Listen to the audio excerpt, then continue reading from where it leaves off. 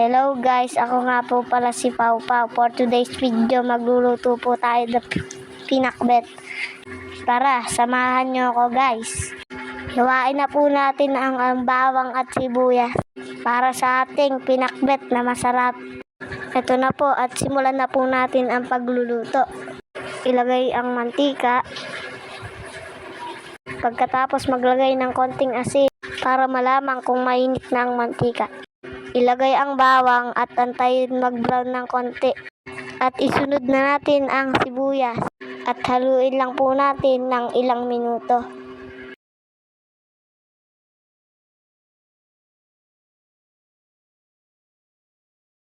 Ngayon ilalagay naman natin ang ating mga gulay at haluin lang po natin para mas sumarap.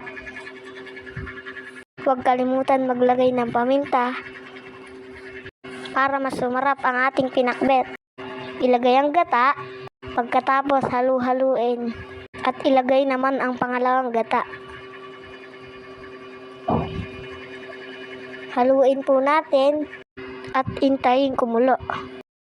Luto na ang masarap na pinakbet. Maraming salamat sa panonood guys.